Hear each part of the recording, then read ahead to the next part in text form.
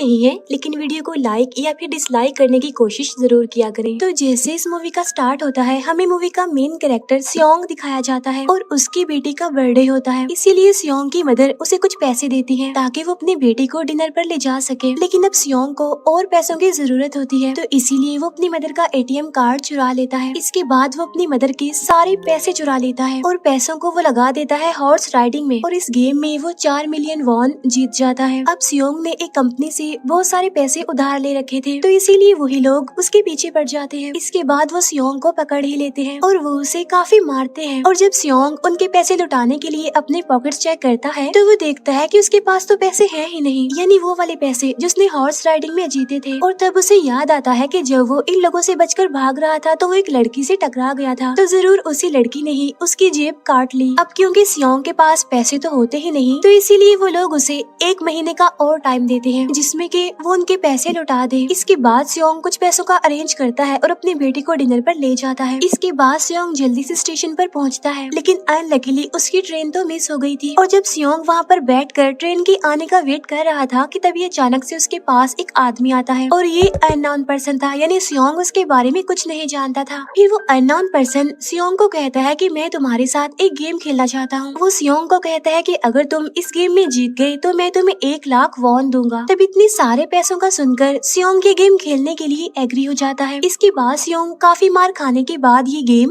जीत जाता है, यानी वो 1 लाख वॉन हासिल कर लेता है। इसके बाद वो अननोन पर्सन सियोंग को एक कार्ड देता है, ये कहते हुए कि अगर तुम और पैसे जीतना चाहते हो तो इस कार्ड पर जो नंबर लिखा हुआ है उस पर कांटेक्ट करना। इसके बाद सियोंग जब अपने घर जाता है तो उसकी मदर उसे कहती है कि तुम्हारी बेटी अगले साल अपने स्टेप फादर के साथ US में शिफ्ट हो रही है। यहाँ पर हमें ये पता चलता है कि सियोंग की डिवोर्स हो गई है और उसकी वाइफ ने दूसरी शादी भी कर ली है। लेकिन सियोंग कभी भी ये नहीं चाहता था कि उसकी बेटी उससे दूर जाए, लेकिन उसे बहुत सारे पैसे चाहिए होते हैं अपनी बेटी की कस्टडी वापस लेने के लिए, तो इसीलिए सियोंग उस कार्ड वाले नंबर पर कॉल करता है। इसके बाद सियोंग को एक गाड़ी में लाया जाता है जहाँ पर और भी लोग थे, लेकिन फिर उन सारे लोगों को बेहोश कर दिया जाता है। और जब उन सब लोगों की आँख खुलती है तो वो खुद को एक फैसिलिटी में पाते हैं जहाँ टोटल 456 लोग थे, और वो वहाँ पर एज अ प्लेयर थे क्योंकि उन सबको एक यूनिफॉर्म भी पहनाया हुआ था। इस फैसिलिटी का होस्ट यानी लीडर एक आदमी था जो कि फ्रंटमैन था वहाँ पर, और वो सब पर नजर रख रहा था। अब यहाँ पर एक कॉमन चीज थी कि जितने भी लोगों को वहाँ पर लाया गया था उन सब ने कर्जे लिए हुए थे बहुत ज्यादा। सियोंग वहाँ पर प्लेयर नंबर 1 से मिलता है जो कि एक बूढ़ा आदमी था। उस बूढ़े आदमी को ब्रेन ट्यूमर था, यही वजह थी कि वो यहाँ पर आया था क्योंकि उसकी लाइफ तो वैसे भी खत्म ही होने वाली थी। इसके बाद वहाँ पर 2 प्लेयर्स जिनमें लड़की का नाम सैब्यूक और लड़के का नाम जेंग होता है, उनके बीच फाइट होती है। अब यहाँ पर सैब्यूक वही लड़की थी जो सियोंग के पैसे लेकर भाग गई थी, यानी उसी ने उसकी जेब काटी थी। सियोंग तो उसे देखते ही पहचान लेता है, इसीलिए वो अपने पैसे मांगने के लिए उसके पास जाता है। तभी वहाँ पर कुछ गार्ड्स आ जाते हैं जिन्होंने पिंक कलर का यूनिफॉर्म पहना था और उनके फेस अच्छी तरह से कवर्ड थे। गार्ड्स उन सभी प्लेयर्स को बताते हैं कि तुम्हें यहाँ पर टोटल 6 गेम्स खेलनी होंगी और जो इस गेम का विनर होगा उसे बहुत सारे पैसे मिलेंगे।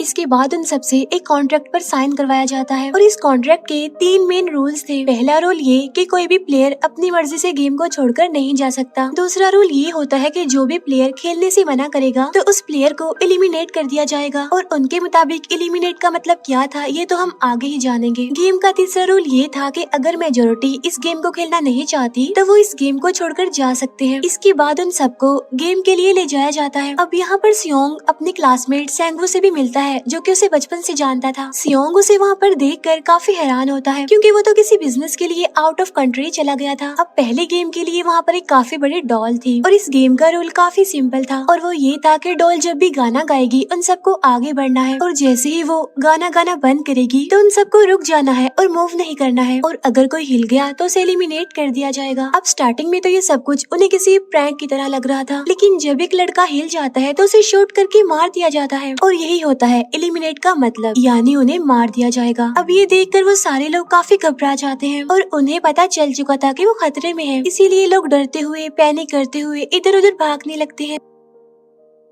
लेकिन अब क्योंकि गेम का रूल था, इसीलिए जो भी हिलता है उसे मार दिया जाता है और जितने भी सर्वाइवर होते हैं वो किसी न किसी तरह इस गेम को कंप्लीट कर ही लेते हैं। लेकिन जो लोग मर जाते हैं उनकी डेड बॉडीज को वहाँ से ले जाया जाता है और अब 456 प्लेयर्स में से सिर्फ 255 ही रह गए थे। अब क्योंकि वो सारे प्लेयर्स इतना ज्यादा डर जाते हैं कि अब कोई भी गेम खेलना नहीं चाहता था। लेकिन जैसा कि रूल नंबर 3 था कि अगर मेजोरिटी चाहे तो वो ये गेम स्किप कर सकती है, तो इसीलिए उनका लीडर यानी फ्रंटमैन वोटिंग करवाता है। लेकिन इससे पहले उन्हें प्राइज मनी दिखाई जाती है, यानी जो विनर को मिलेगी। लेकिन इन केस अगर कोई गेम को छोड़कर चला जाएगा तो ये सारे पैसे मरे हुए प्लेयर्स की फैमिलीज को मिल जाएंगे और ये prize money total 45 billion won होती है। इसके बाद वोटिंग करवाई जाती है जिसमें मेजोरिटी इस गेम को खेलना नहीं चाहती थी, तो इसीलिए गेम को यहीं पर स्टॉप कर दिया जाता है। लेकिन अगर कभी फ्यूचर में वो लोग चाहें तो इस गेम को रीज्वाइन कर सकते हैं। इसके बाद सभी लोगों को उनके घरों पर छोड़ दिया जाता है। नेक्स्ट डे सियोंग पुलिस स्टेशन जाता है और वहाँ पर वो पुलिस को सारी बात बता देता है। लेकिन उन लोगों को सियोंग की बातों पर यकीन नहीं होता और उल्टा वो लोग उसे पागल समझने लग जाते हैं। इसके बाद सियोंग उन्हें वही वाला कार्ड दिखाता है, लेकिन हैरान कर देने वाली बात तो ये है कि उस पर जो नंबर था वो रॉन्ग था। इसके बाद सियोंग जब घर जाता है तो उसकी मदर वहाँ पर नहीं होती। उधर सियोंग का क्लासमेट सेंगू अपनी मदर को छुप कर देख रहा होता है और तभी वहाँ पर सियोंग भी आ जाता है। यहाँ पर सेंगू अपसेट होते हुए सियोंग को बताता है कि मेरे ऊपर 6 बिलियन का कर्ज है। वो बताता है कि मैंने क्लाइंट्स के पैसे लेकर स्टॉक मार्जिन में लगा दिए थे, लेकिन अनलकीली वो सारे पैसे डूब गए। और तभी सियोंग के पास हॉस्पिटल से कॉल आती है। सियोंग की मदर का पाँव काफी इंजर्ड था, लेकिन डायबिटीज का ट्रीटमेंट ना होने की वजह से उनकी चोट और ज्यादा बढ़ गई। तब डॉक्टर सियोंग को बताते हैं कि तुम्हारी मदर का ट्रीटमेंट हो सकता है, लेकिन इसके लिए हमें इनका पाँव काटना होगा। लेकिन इस ऑपरेशन में बहुत सारे पैसे लगने वाले थे, लेकिन जाहिर सी बात है सियोंग के पास इतने पैसे तो होते नहीं। इवन उसने तो अपनी मदर के इंश्योरेंस के पैसे भी उड़ा दिए थे। तब इसीलिए सियोंग पैसे मांगने के लिए अपनी वाइफ के पास जाता है, लेकिन उसकी वाइफ उसे पैसे देने से इनकार कर देती है। फिर उसकी वाइफ अपने हस्बैंड को बताती है कि सियोंग आया था पैसे मांगने के लिए और तभी उसका हस्बैंड सियोंग को पैसे देने आता है। साथ साथ उसे ये भी कहता है कि मेरी फैमिली से दूर रहो। लेकिन सियोंग उसे मारने लगता है और तभी उसकी बेटी भी वहाँ पर आ जाती है। इसके बाद सियोंग का एक फ्रेंड अपने बॉस के पास पैसे मांगने जाता है, लेकिन उसका बॉस उसे पैसे देने से मना कर देता है, तो इसीलिए उन दोनों के बीच फाइट होने लगती है। इस फाइट के दौरान उसके बॉस का हाथ मशीन में आ जाता है, तो मौके का फायदा उठाकर सियोंग का फ्रेंड पैसे लेकर वहाँ से भाग जाता है। फिर इसके बाद सियोंग का फ्रेंड अपने घर आकर अपनी वाइफ को कहता है कि पहले फ्लाइट लो और जाओ यहाँ से। इसके बाद सईब्यूक एक एजेंट से मिलती है, क्योंकि उसने अपनी मदर को नॉर्थ एरिया से साउथ एरिया में लाना था। सईब्यूक वही लड़की जिसने सियोंग की जेब काटी थी, लेकिन यहाँ अपनी मदर को लाने के लिए सईब्यूक को बहुत सारे पैसों की जरूरत थी। अब सईब्यूक का एक छोटा भाई भी होता है जिससे उसने प्रॉमिस किया होता है कि मैं मदर को जरूर ले आऊंगी। इसके बाद हमें एक ऑफिसर दिखाया जाता है और इस ऑफिसर का भाई कुछ टाइम से मिसिंग था, इसीलिए वो ऑफिसर अपने भाई के घर जाता है, जहाँ उसे पता चलता है कि उसका भाई तो पिछले कुछ दिनों से अपने घर पर भी नहीं आया। और जब वो ऑफिसर घर को चेक कर रहा होता है तो उसे एक कार्ड मिलता है वहाँ पर, और इस ऑफिसर ने सेम ऐसा ही कार्ड पुलिस स्टेशन में सियोंग के पास भी देखा था, तो इसीलिए वो ऑफिसर सियोंग के पास जाकर उससे इस बारे में पूछता है, लेकिन सियोंग उसे कुछ नहीं बताता। इसके बाद सियोंग जब अपने घर जाता है तो उसे वो कार्ड दोबारा मिल जाता है वहाँ पर। अब सियोंग डिसाइड करता है कि वो दोबारा से उस गेम को ज्वाइन करेगा, इसीलिए सभी प्लेयर्स को एक शिप के पास ले जाया जाता है। इधर ही वो ऑफिसर भी गाड़ियों का पीछा करते हुए उस शिप तक आ जाता है। वो एक गार्ड को मारकर उसे पानी में फेंक देता है। इसके बाद उन सभी प्लेयर्स को एक आइलैंड पर मौजूद फैसिलिटी में लाया जाता है। अब यहाँ पर उन्हें जरा भी अंदाजा नहीं था कि अगला गेम कौन सा होगा और उसे कैसे खेला जाएगा। इसके बाद वो लोग अपनी अलग अलग टीम्स बना लेते हैं। रात को सईब्यूक और उसकी फीमेल फ्रेंड वॉशरूम जाते हैं। यहाँ पर सईब्यूक गार्ड्स की नजरों से बचते हुए उस फैसिलिटी को एक्सप्लोर करने लगती है। तभी वो देखती है कि गार्ड्स बड़े बड़े बर्तनों में कुछ बना रहे हैं,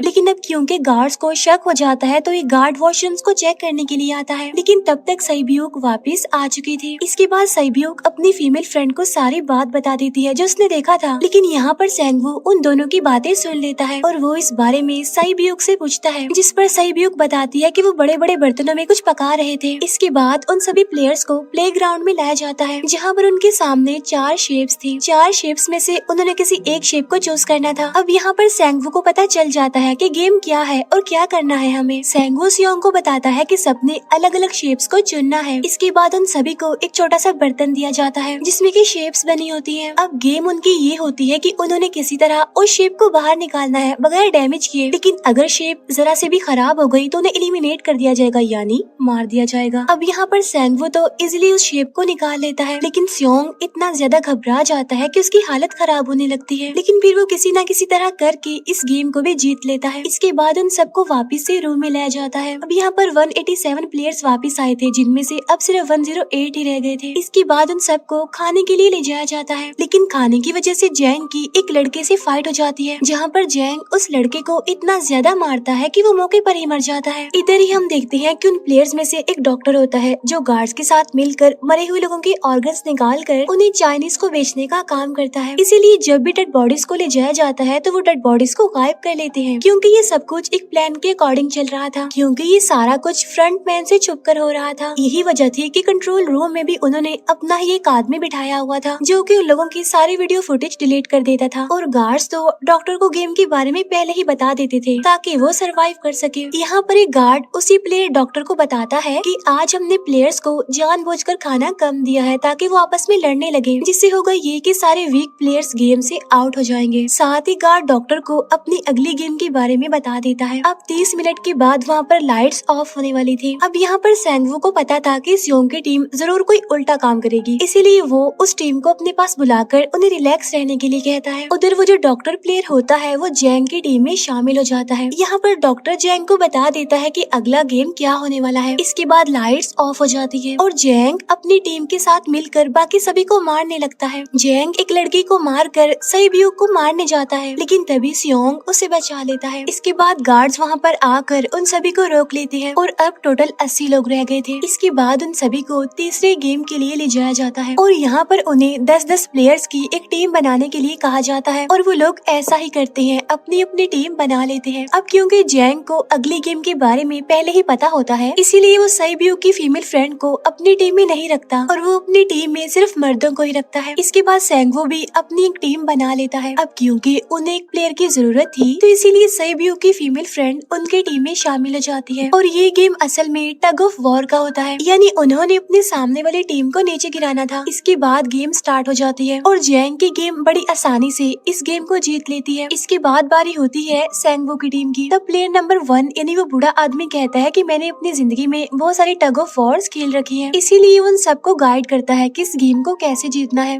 तो इसीलिए वो लोग किसी न किसी तरह करके इस गेम को जीत जाते हैं। फिर दिखाया जाता है कि 30 मिनट के बाद दोबारा से लाइट्स ऑफ हो जाएंगी, जिस पर सेंगवू उन सबको कहता है कि रेडी रहना। तो इसीलिए वो डिसाइड करते हैं कि एक एक करके हम पहरा देंगे। अब जैंग की टीम में एक से बढ़कर एक चालाक प्लेयर था, तो इसीलिए जैंग को डर होता है कि कहीं उसकी टीम उसे ही साइड पर न लगा दे, यानी उसे ही अपने रास्ते से न हटा दे।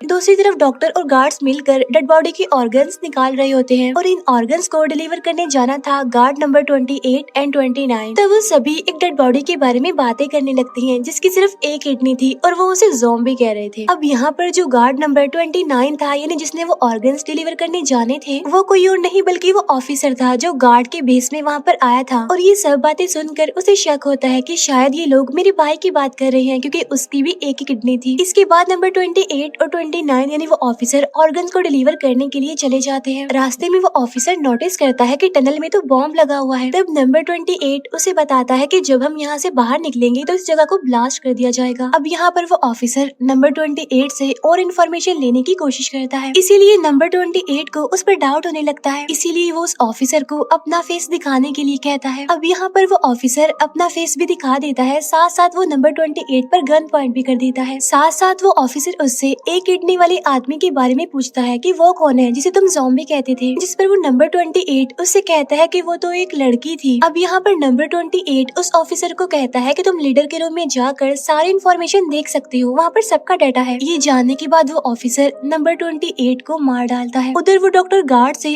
अगली गेम के बारे में पूछता है, लेकिन इस बार गार्ड्स को भी अगली गेम के बारे में पता नहीं होता। तब इसीलिए डॉक्टर को गुस्सा आ जाता है और वो एक गार्ड को पकड़ लेता है और उनकी फाइट होने लगती है। इसी फाइट में डॉक्टर उस गार्ड को मार कर वहाँ से भाग जाता है। इसके बाद एक गार्ड भी उसका पीछा करता है और वो दोनों प्लेग्राउंड में आ जाते हैं। यहाँ पर गार्ड डॉक्टर को अपनी बातों में फंसा कर उसे मारने वाला होता है, लेकिन तभी लीडर यानी फ्रंटमैन आकर उसे मार डालता है और बाद में वो उस डॉक्टर को भी मार डालते हैं। साथ साथ इन्हें वहीं पर नंबर 28 की डेड बॉडी भी मिल जाती है, जिससे इन्हें ये पता चल जाता है कि फैसिलिटी में कोई घुस गया है। उधर वो ऑफिसर लीडर यानी फ्रंटमैन के रूम तक पहुंच जाता है। तब वो चेक करते करते एक ऐसे रूम में जाता है जहाँ पर सबके रिकॉर्ड्स थे, और जब वो ऑफिसर रिकॉर्ड चेक कर रहा होता है तो उसे सभी विनर्स की एक लिस्ट मिलती है, जिसमें उसके भाई का भी नाम था, यानी वो भी कभी विनर था। उधर सभी प्लेयर्स को 4th गेम के लिए ले जाया जाता है, जहाँ पर उन सबको अपना अपना पार्टनर चुनने के लिए कहा जाता है, और वो प्लेयर्स करते भी ऐसा ही है, अपना अपना पार्टनर चुन लेते हैं। सहीब्यूक की फीमेल फ्रेंड भी अपना पार्टनर ढूंढने की कोशिश करती है, लेकिन कोई भी उसका पार्टनर बनने को तैयार ही नहीं था। इसके बाद सभी प्लेयर्स को